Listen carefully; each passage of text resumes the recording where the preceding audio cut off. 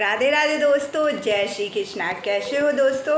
I hope आप लोग अच्छे होंगे और आपकी पढ़ाई लिखाई भी अच्छी चल रही होगी दोस्तों।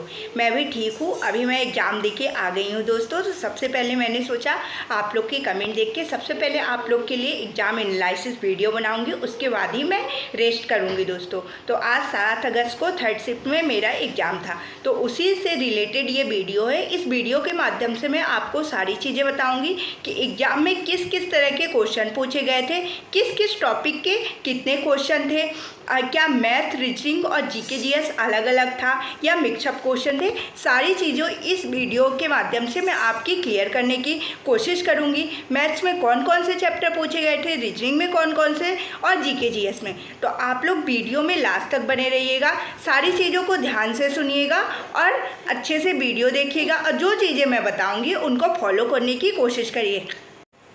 आप लोग वीडियो को ध्यान से देखिएगा, क्योंकि आपके अब जब भी नेक्स्ट 8 को एग्ज़ाम होगी, मतलब नेक्स्ट जिनके भी एग्ज़ाम होंगे, इस वीडियो से आपको बहुत ज़्यादा फ़ायदा मिलने वाला है दोस्तों। तो चलिए अब मैं वीडियो को स्टार्ट करती हूँ, आप लोग भी ध्यान से सुनिएगा। सबसे पहले मैं आपके एक डाउट क्लियर कर देती हूँ कि क्या क्वेश्चन मिक्सअप आए थे। बिल्कुल नहीं, क्वेश्चन बिल्कुल अलग अलग आए थे। जैसे मैंने बताया था कि न्यू इंटरफेस आया है रेलवे का, उसी तरह से सबसे पहले जीके जीएस के क्वेश्चन थे, ठीक 40 क्वेश्चन जीके जीएस के थे। उसके बाद 30 क्वेश्चन मैथ के थे और 30 क्वेश्चन रीजनिंग के थे। इस टाइप से पूरे 100 क्वेश्चन थे। तो ये सबसे ज़्यादा फायदे वाली चीज़ है हम लोग के लिए दोस्तों, क्योंकि मुझे इससे आज मैं एग्ज़ाम दी तो मुझे बहुत ज़्यादा फ़ायदा मिला। मेरा मतलब टाइम बहुत ज़्यादा मेरे पास था, मेरे पास मतलब 10 मिनट बचे थे पूरा पेपर सॉल्व करने के बाद भी। इससे ये होता है कि हम चीज़ों का एनालिसिस कर लेते हैं कि कितने क्वेश्चन हमने मैथ के सॉल्व किए, कितने क्वेश्चन रीजनिंग के और कितने क्वेश्चन जीके जीएस के। तो आप भी एग्ज़ाम देने जाओगे दोस्तों तो ऐसा ही सेम इंटरफेस मिलेगा और आपको भी इस चीज़ का बहुत ज़्यादा फायदा होगा। सबसे पहले आपका एक डाउट मैंने क्लियर कर लिया। अब उसके बाद आपका डाउट होगा कि जीके जीएस कैसे आता है, ठीक ना, कैसे आया था। सबसे बड़ा सबसे डर हम लोग का जीके जीएस ही है और जीके जीएस ही होना भी चाहिए दोस्तों, क्योंकि जैसे पिछला मैंने जितने भी ग्रेजुएट लेवल के पेपर सॉल्व किए ना, उसमें एक पैटर्न फिक्स किया था कि 5 क्वेश्चन हिस्ट्री से देगा, 5 क्वेश्चन कंप्यूटर से देगा, 5 क्वेश्चन पॉलिटी से, बट और 10 से 15 क्वेश्चन किसके थे, करेंट अफेयर के। एक पैटर्न सेट किया था, उसी पैटर्न में सारे मतलब सारे शिफ्ट में उसी पैटर्न में क्वेश्चन पूछे गए थे। बट इसमें नहीं है दोस्तों, मतलब सिर्फ हिस्ट्री के मैं बता रही हूँ एक क्वेश्चन था, ठीक ना, वो भी मतलब ऐसा क्वेश्चन था कि जो मुझसे खुद ही नहीं बना, जबकि मैंने इतनी हिस्ट्री पढ़ी और हिस्ट्री पिछले बारे में 4 से 5 क्वेश्चन थे, ठीक ना। और ऐसी पॉलिटी के एक तो क्वेश्चन था कि सूचना का अधिकार कब आया था, ठीक ना, और एक और क्वेश्चन ऐसी कुछ संविधान से यह मुझे ज़्यादा ध्यान नहीं है दोस्तों। एक करेंट अफेयर का क्वेश्चन था कि सर मतलब साक्षरता वाला था, उसमें मिजोरम आंसर होगा। मुझे अच्छे से मतलब एग्जैक्ट क्वेश्चन नहीं याद है। इस टाइप के क्वेश्चन थे दोस्तों। और मतलब ये नहीं था सिर्फ हिस्ट्री और पॉलिटी से दोनों को मिला के 2-3 ही क्वेश्चन थे, मतलब अजीब क्वेश्चन थे। और सबसे ज़्यादा तो करेंट अफेयर के क्वेश्चन थे और पिछली करेंट भी बहुत ज़्यादा पूछा है दोस्तों। कंप्यूटर के सिर्फ 2 क्वेश्चन थे, ठीक ना, वो भी ऐसे थे कि मैं नहीं बना पाई। तो जो क्वेश्चन मुझसे बने हैं करेंट के क्वेश्चन बने हैं दोस्तों। मैंने टोटल 27 अटेम्प्ट किए हैं जीके जीएस में, बट उसमें कुछ क्वेश्चन कंफर्म नहीं है, कुछ क्वेश्चन कंफर्म है दोस्तों। इसलिए जीके जीएस को आप लोग अच्छे से पढ़ के जाइएगा। थोड़ा करेंट अफेयर में ज़्यादा ध्यान दीजिए, क्योंकि करेंट अफेयर वाला क्वेश्चन ज़्यादा पूछ रहा है। अभी तो आज फर्स्ट डे है, अब देखो नेक्स्ट डे क्या करता है। बट रेलवे का है कि एक पैटर्न सेट करके जाता है। जैसे मैंने ग्रेजुएट लेवल वाले जितने भी पेपर दिए सेम पैटर्न था कि जैसे फर्स्ट डे था, मतलब क्वेश्चन चेंज करता है बट पैटर्न यही रहता है कि 5-5 क्वेश्चन ऐसे ऐसे पूछना है। तो इसमें मतलब हिस्ट्री पॉलिटी के बिल्कुल क्वेश्चन नहीं है। तो मुझे मेरे हिसाब से ऐसा लगता है कि आगे भी ऐसे नहीं पूछेगा। जो पैटर्न वो उसने फर्स्ट डे रखा है वही पैटर्न लास्ट तक जाएगा। तो ये होगा जीके जीएस का। अब हम आते हैं मैथ्स में, ठीक ना। मैथ्स बहुत नॉर्मल थी दोस्तों। मैंने 30 में 29 क्वेश्चन अटेम्प्ट किए हैं, ठीक ना। एडवांस मैथ्स में सिर्फ 2 क्वेश्चन थे, एक अलजेब्रा का क्वेश्चन था, एक ट्रिग्नोमेट्री का, और बहुत ज़्यादा मतलब बहुत ही नॉर्मल मैथ्स थी। आप आसानी से कर पाओगे दोस्तों। मतलब मेरे हिसाब से मेरे 29 पूरे सही हैं क्वेश्चन 30 में से। आप बहुत आसानी से कर लोगे, बहुत टाइम टेकिंग नहीं है कि बहुत ज़्यादा मैथ कैलकुलेटिव है, टाइम लगेगा, बिल्कुल नहीं, ठीक। मैथ के टॉपिक में आपको बता देती हूँ।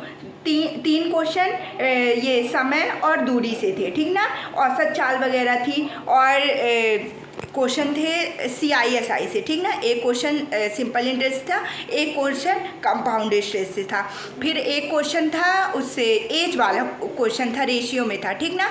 2 क्वेश्चन औसत से थे दोस्तों, और फिर क्वेश्चन थे और एक मतलब ये 2 क्वेश्चन थे जो मार्क राइट दे देता है, छूट देता है, बट जितने भी क्वेश्चन थे बहुत ज़्यादा नॉर्मल थे। नंबर सिस्टम के क्वेश्चन 2 से 3 क्वेश्चन थे, मतलब बहुत ही नॉर्मल क्वेश्चन मैथ के थे। और ऐसे ही रीजनिंग का सेम पैटर्न जो ऐसे ग्रेजुएट लेवल में रीजनिंग पूछा था ना, वही सेम पैटर्न है, बट इसमें थोड़ा और ईजी कर दिया है। उतना टफ भी नहीं है, जैसे ग्रेजुएट लेवल में मेरे 1-2 क्वेश्चन नहीं बन पाए थे दोस्तों, बट इसमें मैंने रीजनिंग के 30 में 30 पूरे क्वेश्चन बना लिए हैं दोस्तों।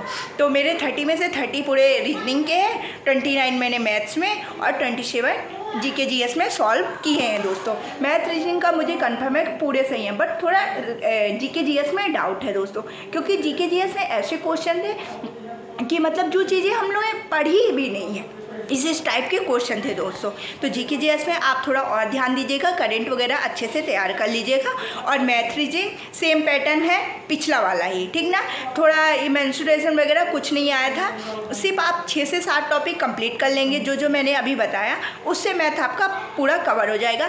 कल की वीडियो में मैं कोशिश करूँगी कि पूरा टॉपिक लिख के भी बता दूँ। कुछ क्वेश्चन मुझे याद है जो मैं लिख के भी आपको बता दूँगी कि किस किस टाइप के क्वेश्चन पूछा गया था दोस्तों। और रीजनिंग में भी कुछ टॉपिक बता देती हूँ। जो सर्कल वाले क्वेश्चन रहते हैं उससे तीन क्वेश्चन सर्कल वाले क्वेश्चन थे, ठीक ना। और रैंकिंग वाले रहते हैं 2 से 3 क्वेश्चन रैंकिंग वाले से भी पूछा था।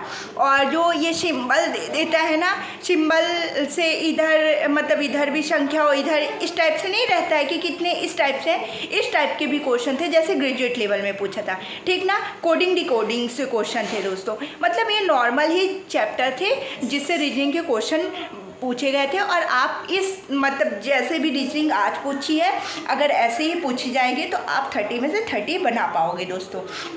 तो आई होप आपको सारी बातें समझ में आ गई होगी दोस्तों। आप लोग मेरा मतलब गर्मी से मेरा पूरा हाल है, क्योंकि पंखा बंद करके वीडियो बनानी पड़ती है। तो आज की इस वीडियो में इतना ही दोस्तों, मुझसे जितना हो सका मैंने आपको बताया। मैं कोशिश करूँगी कल एक आपके लिए और वीडियो मतलब पूरा पैटर्न एनालिसिस की वीडियो लेके आऊँ। तब तक के लिए जिनका भी कल एग्ज़ाम है, आप लोग बिल्कुल परेशान मत होइए, अच्छे से एग्ज़ाम दीजिए, बहुत आसानी से कर पाओगे, बस हड़बड़ाना नहीं, ठीक ना।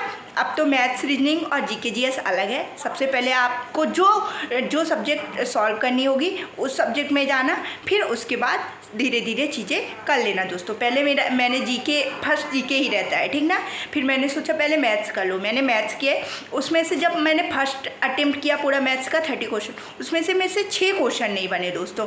फिर मैं नेक्स्ट रीजनिंग में गई, रीजनिंग के मेरे पूरे क्वेश्चन सॉल्व हो गए। फिर मैं जो दोबारा मैथ्स में आई तो मुझसे उसमें 5 क्वेश्चन बन गया, सिर्फ 1 क्वेश्चन मैथ्स में नहीं बना दोस्तों। फिर उसके बाद मैं रीजनिंग में मतलब दोबारा से GK में आया और GK के क्वेश्चन सॉल्व किया। मतलब मेरे पास 10 मिनट टाइम थे।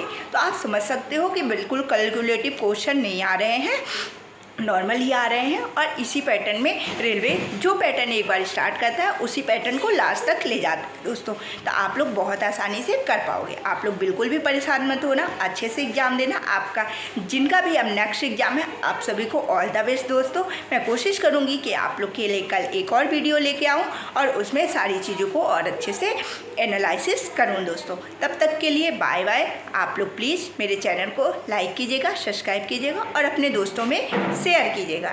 बाय बाय दोस्तों। आई होप आप लोग को मेरी वीडियो अच्छी लगी होगी। कमेंट करके ज़रूर बताइएगा। Bye bye.